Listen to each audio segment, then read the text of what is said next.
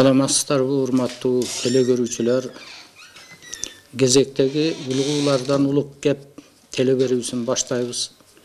Бүгүнкү берүүнүн темасы балага ысым коюу, ат коюу тууралуу болмокчу. Алды менен бир телегөрүнүштү көрүп алалы, андан соң сөздү уласак.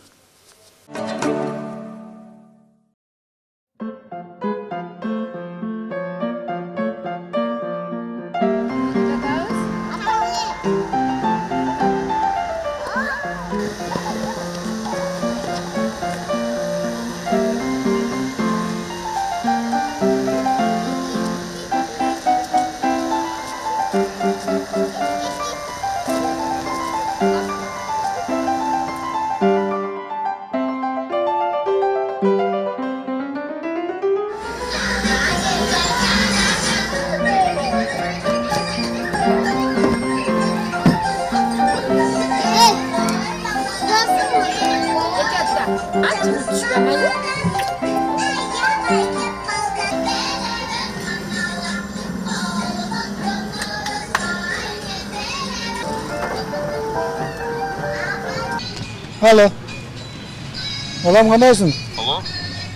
Жақсы. Qandaysın? Жақсы. Qanday? Ben soğun жақсы өзün? Жақсы. Kim tablet? Qandayсың улым? Денсаулық жақсы? Жақсы. Не арықтап кеткенсің? Ақталайды. Жақсы? Құрсаңа распай атау? Жөн, таблет. Жақсы Құлбайлат балам, азыр қайра çalам мен азыр, тыншырақ жерге алайын, ұзы жуылы да Құлбайлат.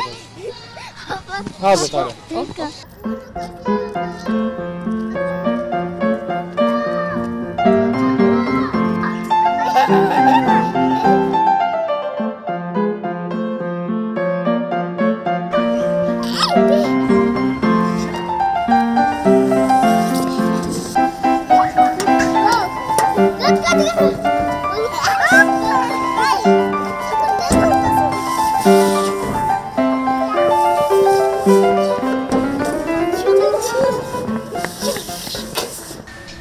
Kim?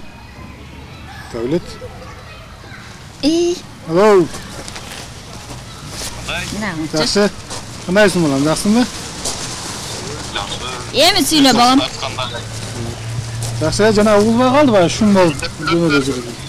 Бүгүн дем алыш күнгө укаларың менен келип, эсалы ойноп жүрөбүз, укаларың ол жакта ойноп жатты качелерде. Азыр сүйлөшөсүң. Ынак, Исхак. Не жаңы, козуңдар кандайсың? Пашка. Жақсы. Пашка. Жада арыктап калганбыз же? Жо, бары жақсы эле. Ошогудай эле жүрөм. Арыктабай, семирбей. Келин бала кандай? Жақсы? Ана укаң келдиңиз. Qanday Кандай? Жақсы. Кандай, не жаңы? Пашка таблеткаң менен сүйлөшөсүң. Кана, таблеткаң менен сүйлөшчү. Давлет келди. Кандай? Жақсы. Ширин тапап, алып кеттим, ей. Бизі тақмен сақын кеттім. Мына укаларың. Ne укаларың? Сүйлөшкүлө. Qandaysız davlatga? Жақсы да өзүңөр. Urvaylashib Тепке батасыңарбы? Денем кыйнап айтасыңарбы? Yo'q. Баары жакшы. Өзүң төрө элекпи? Келин бала? Эми ошо сүйүнчү айтайын деген элем. Бүгүн эртемен төрөдү. Азама. Болsun, болsun. İmanı men, ömrü men basın. Ne болушуңар менен куттуктайм. Рахмат, рахмат. Чын качып туруп. Рахмат. Сүйүнгүлө. Жақсы. Келин кандай өзү, жакшы? Үкәлүү болсуңар. Бам. Жақсы. Әллечи, әллечи. Жакшы эле туруп алды. Аты кем? Ооба, жақсы эле. Азыр тамак алып барып келдим. Эми өзүңүздөр айтат элеңиздер го. Биринчи балаңа бит ат коюп беребиз деп. Ат тандап бергиле эми. Ат. Ne de koyalım attı. Öyle biz olsa Kengesi. Kırıyorum taktap durup baytarız ama attı. Attım. Мен да азыр ишке барышым керек эле. Болуптур бул. Балам, азыр укаларың ортосунда конкурс жарыялайбыз. Анан сага ошо кечке чыксаң анан айтабыз, Макул, болуптур балам, макул. Ана, Канам Наташа, ким деп номер один. коелу? ким деп ат коебуз? Укалы болсунар.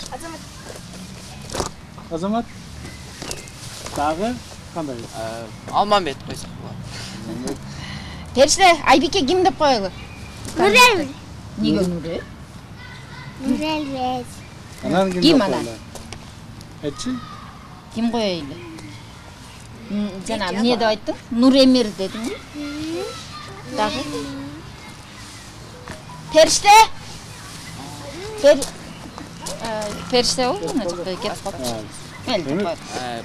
Азамат, қандайлар бар. Азамат, Арлен, Бекназар, Бектур. Кыргызча аттардан койсок эмне болот? Жоқ, кыргызча нукура баягы кыргыздардын аттарынан коюш керек да, ушул немесине. Жакшылап жемел жанагыдай. Ким дедиң? Арсен дедиңби? Арсен эми олар биздин азыркы кыргыздын немесинде болбойт да, улуттук баягы өзүбүздүн эле кыргыздардын жакшы нукура аттарынан бар, ошондой аттардан коюш керек. Себеби ат койгондагы ошол баланын жашоосуна, келечегине таасир этет. Маселен, сенин атың Ынак. Бир туугандар барыңар ынак, биримдиктүү, мындай ынтымактуу болгула деп туруп Ынак койгон чоң атаң. Сенин атыңды да чоң атаң койгон. Балдардын, силердин атыңардын баарын чоң атаңар койгон.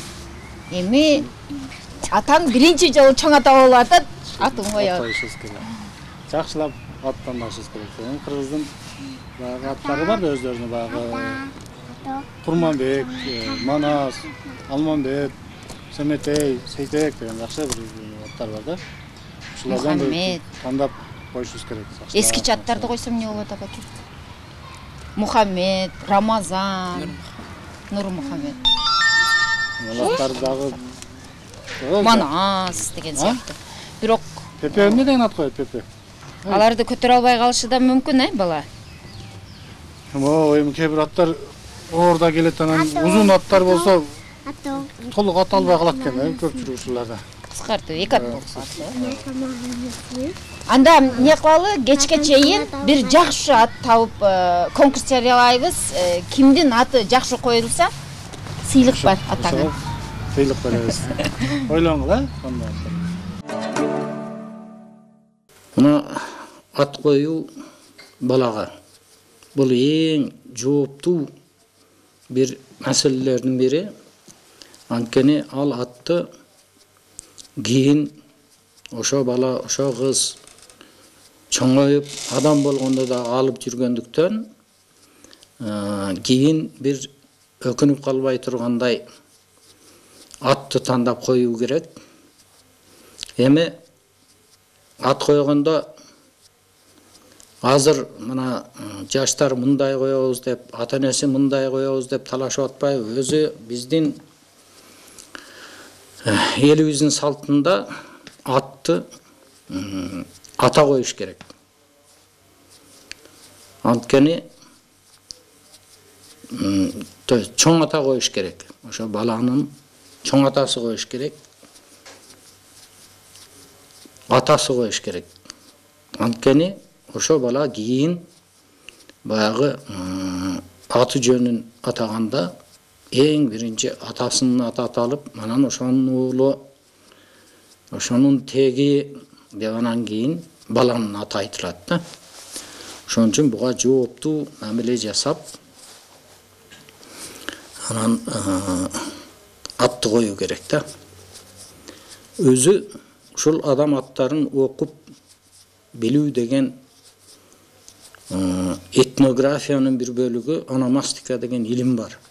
Мына ошо илимде аттардын кайдан келип чыкканы, анын мазмуну эмнеде экенин абдан изилдеп такталып чыгат да. Мен эми андай этнограф, ономастик эмес болгондуктан баягы өзүмдүн көп жылдардан бери топтогон жеке пикиримди айтмакмын. Атты тандоодо азыр мындай көп таасирлер болуп атат да.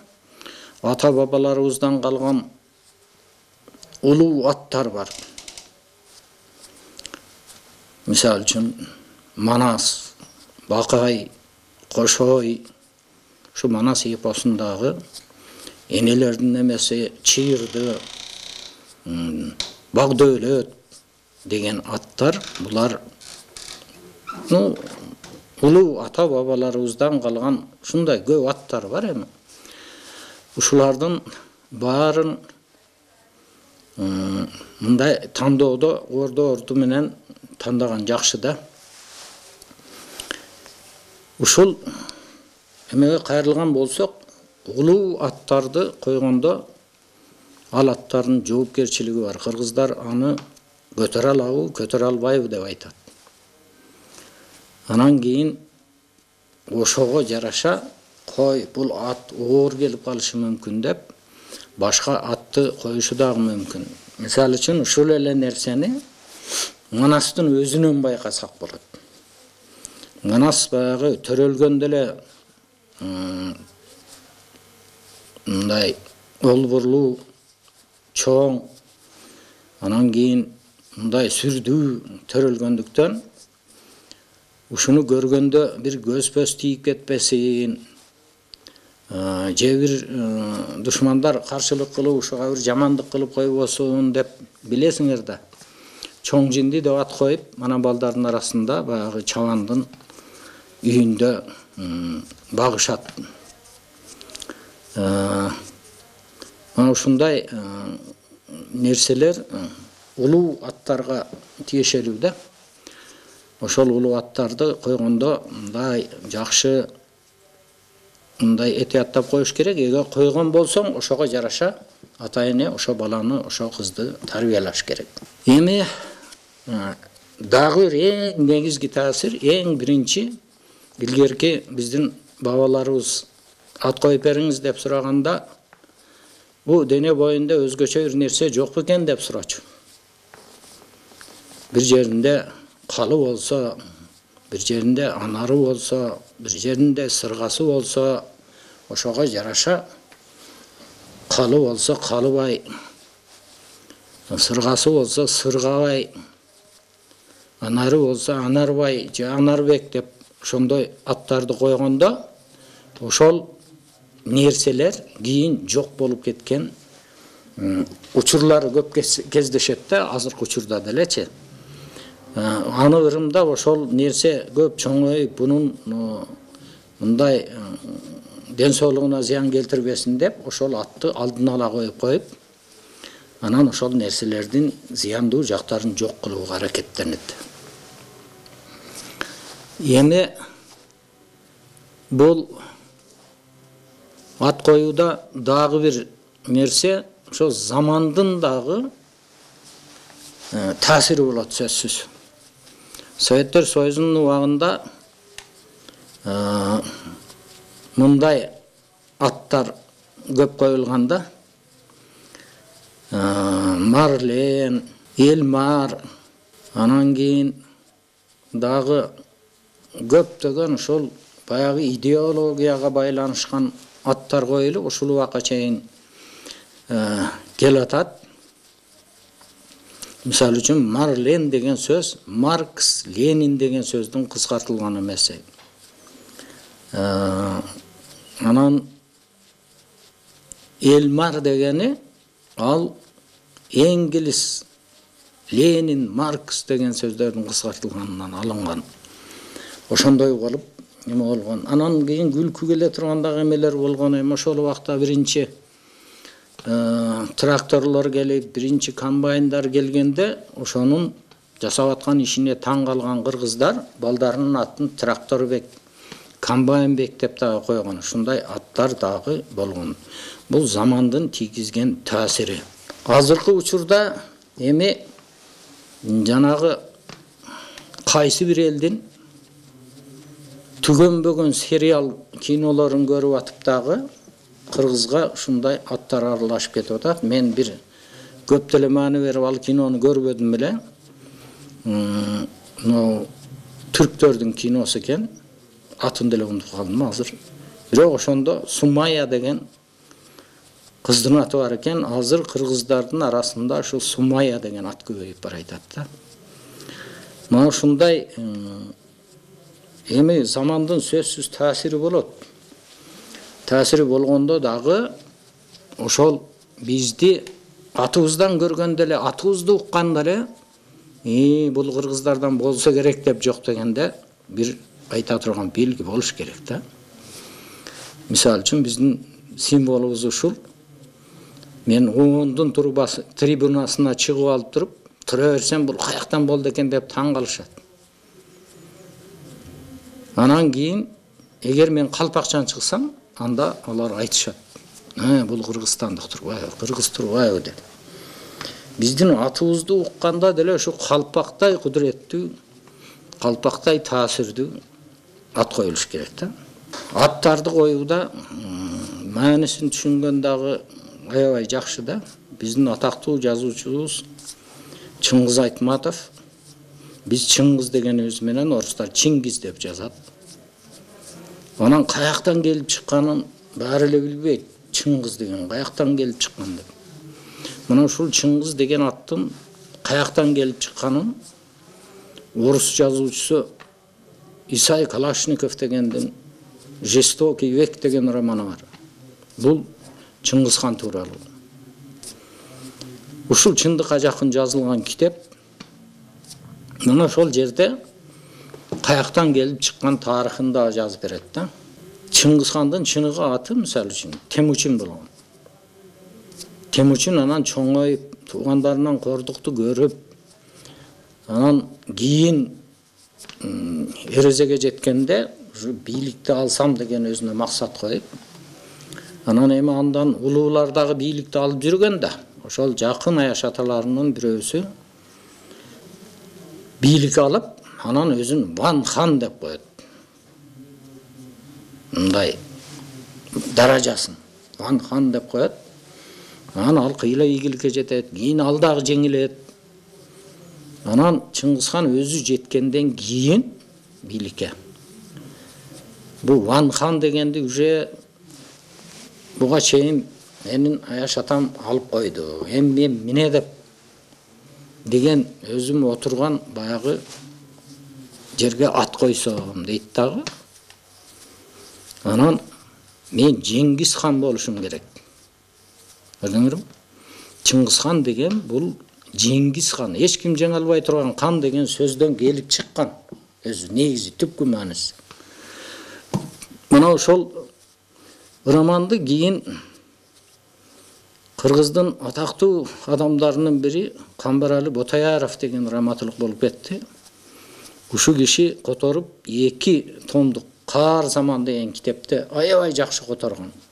Ошол жерден дагы окуп Чыңгыз хан деген сөз, Чыңгыз деген сөз каяктан чыкканын эме алса болот. Анан кийин эми негизги түпкү мааниси Жеңгиз деген сөз да. Эч ким жеңе алгыс деген сөз. Мына ушундай эме менен анан кийин балдарыбыз ушу ийгиликтүү болуп, ийгиликтерине ийгилик кошулуп, эч ким жеңе алгыс болуп жашасын деген максат менен азыркы күндө деле Чыңгыз деген атты коюп атат. Эми ушул жерде бир биздин баягы кириллица алфавитин алгандыгыбыздын кээ бир эмелери, кемчиликтери, кээ бир жетишпегендиктери ушул аттарды жазууда көбүнчө биздин баягы үч тамганы, эң тамгаларын жазбастан ошону баягы о, у, н тамгалары менен алмаштырып койгондон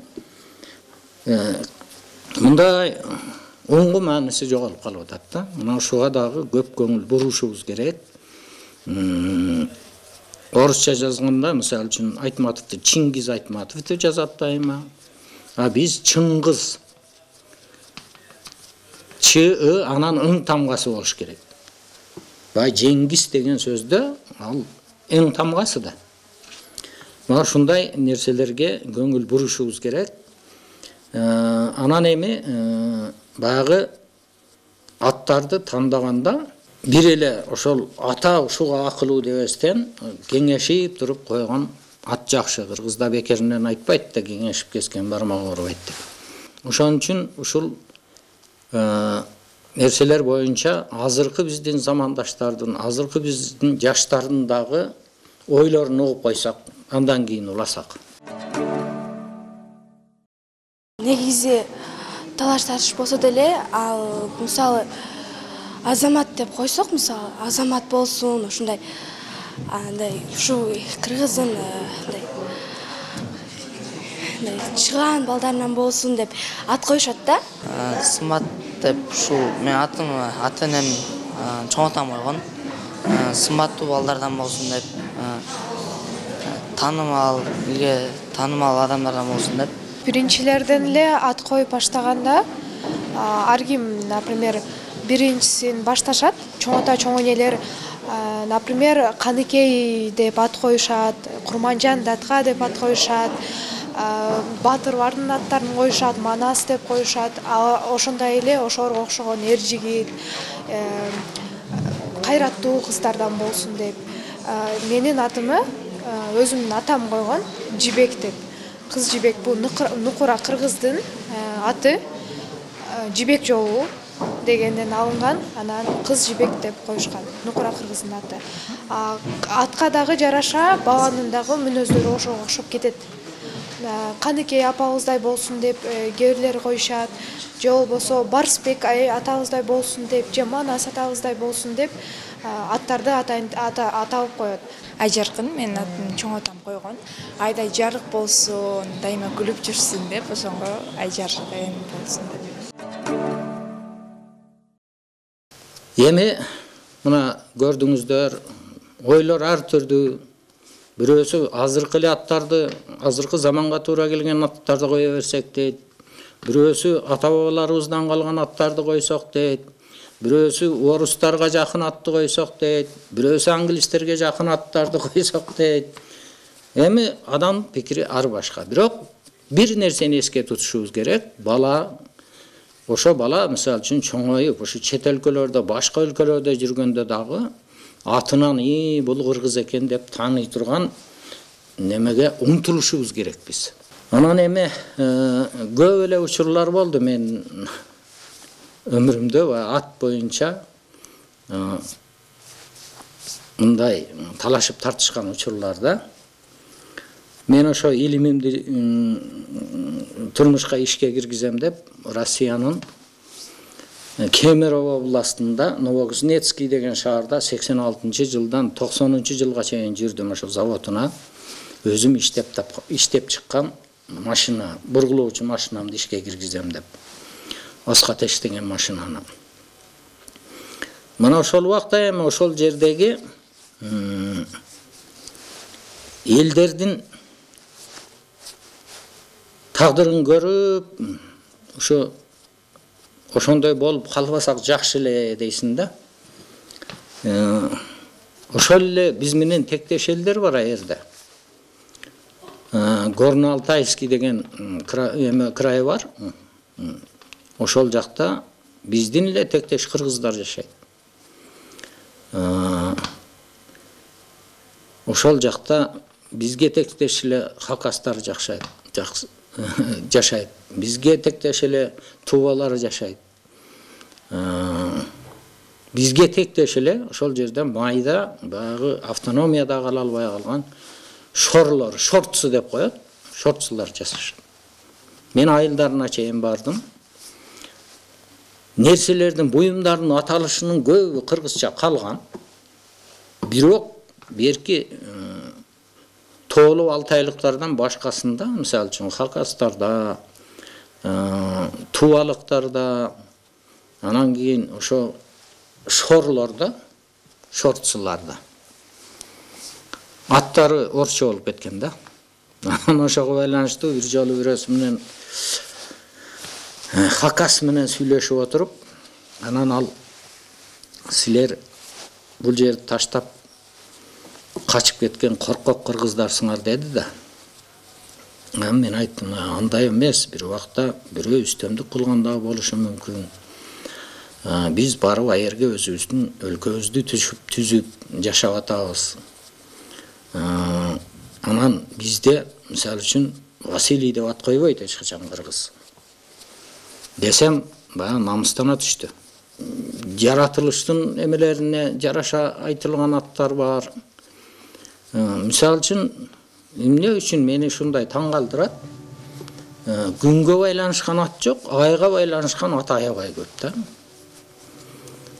Айбек, Айнур, Айнура, Нурай, Айгүл, айга болгон эме көп, күн мындай ыйык же бардыгын негиз болгон үчүнбү? Күнгө байланышкан атты мен мындай таба албадым да. Анан баягы баалуу металлдарга байланышкан аттар бар. Алтын, Алтынбек, Алтынай, Күмүш, Күмүшбек, Күмүшай. Баягы кымбат баалуу. Эми ошондой кымбат баалуу эмедей болуп жүрсүн деген жакшы тилек менен койгон аттар дагы жакшы болот. Анан эми азыркы биз көргөн эмеде талашып атпайбы ушулардын бардыгын. Негизги азыркы атты талашканда жанагы эмеден чыгыш керек. Кайсыл жакта болсо дагы ошонун атын атаганда кыргыз тууралуу башка бир элде же ошо кыргыздар укса кыргыздар кыргыз экен деген бир белги, символ катары аттандаганга аракет кылыш керек. Анан жанага окшоп Комбайнбек, Тракторбек дегендер кийин мындай заман өтүп алар мындай адам таң калтыра турган нерсеге айланбай калгандан кийин алар өздөрүнүн ыңгайсыз сезгендерин, аттарын өзгөртүп башка документ алгандарын дагы мен көрдүм. Ошон үчүн атты мындай тандаганга аябай жоопкерчилик менен мамиле жасаш керек да. Анан эми бизде көбүнчө бир убакта биз баягы ислам динине киргенден кийин аттарыбыз ошо ислам динине негизделип коюлуп калган. Менин чоң атам Абдыразак молдо болгон, ошол айылдагы чоң молдолордун бири болгон. Анан албетте ошон үчүн баягы арабча коюлган, исламдагы баягы Курандагы бар аттар коюлсун деп анан сүйүнчүлөп барганда атын Мухаммад Кадыр коелу деген экен.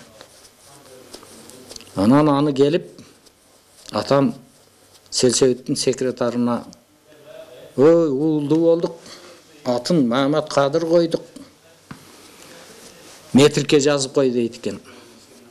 Жаза турган киши менин жакын тагам болгондуктан эми буга дагы мен дагы бир эме кошуп койсомбу деп анан кийин абды деген бу Кудайдын кулу деген сөз да. Ошону менен Абди Мамат Кадыр деп жазып койгон экен. Мен бардыгын сыйлап чоң атамын койгон, атамын койгон, анан тагамын кошуп койгон атындагы бузбай ошо боюнча ушул атты алып жүрөм. Азыр менин атым Абди Мамат Кадыр, фамилиям Аширалиев. Кыргыз эли дүйнө элинде дүйнөдө эң бир байыркы элдердин бири болгондуктан бизде ушул атты тандоо жана атты алып жүрүү маданияты жогору болушу керек. Ушуну менен берүүбүздүн аягына чыктык. Сын пикирлериңиздер болсо ушул экранда көрсөтүлгөн телефон боюнча суроолорду берип, ойлоруңарды айтсаңыздар болот. Рахмат көңүл бураңыздарга.